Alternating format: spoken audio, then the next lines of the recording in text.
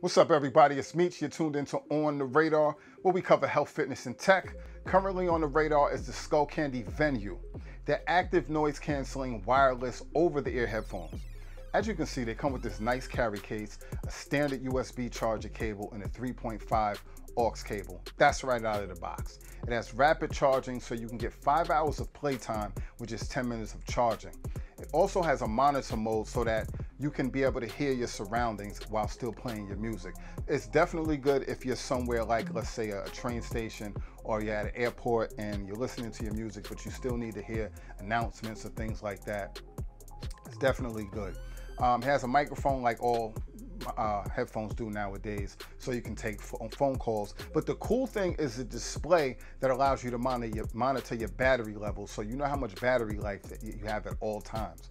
It has soft touch buttons on the right ear and the left ear. You can control the volume, change your tracks, the power, the noise canceling, all that good stuff. The Venue has a tile feature that allows you to track or locate your headphones in case you misplaced them. So a lot of you guys who always can't seem to remember where your headphones are, you can use this feature and it'll locate your headphones. It's kind of like a GPS for your headphones. So, especially when you're using, you're spending all this money on your headphones, it's good to be able to find them, or, if somebody snatches them from you, you can go find them. They can't get too far. Let's get into the positives of these headphones. The range is pretty good, the battery display is cool, and they're very comfortable to wear. Other than that, the other thing that, not a lot of good, I was trying to think of something else nice. There's not a lot of good positives. I didn't have a lot of positives with these headphones, to tell you the truth. The other thing that did stand out to me, though, was the quality of the sound quality when taking phone calls. It was actually pretty good. I usually don't get a clear, comfortable sound experience when I'm using over-the-ear headphones. I usually get, I get this pressurized feeling. You can't really hear yourself good, and it's just delay, and they can't hear you clear. There's all these issues. The audio transmission with using these were very, very clear, no delay. I actually held a 15-minute conversation with somebody comfortably without wanting to take the headphones off, without them having issues hearing me. I was able to hear them clearly. So that was actually a pleasant surprise. It was very comfortable. Unfortunately, though, other than that, that's where the positives stop with these headphones. The negative side.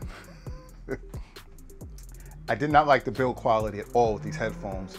Especially for them being $180. It's just a terrible build quality. They felt very cheap.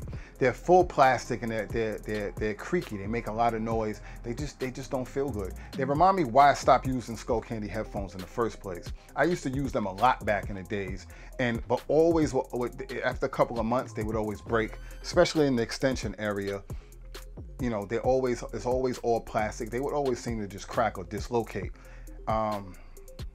It reminds me, they haven't really done much in that time. The sound quality did not impress me at all. The bass was not impressive.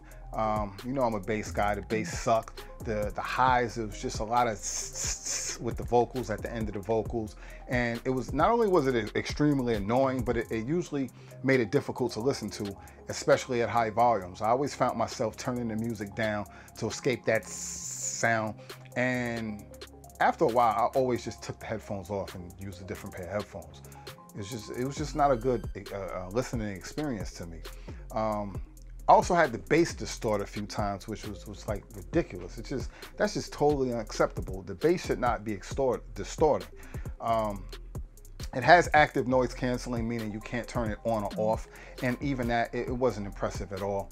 I just don't think these headphones are worth $180 at all.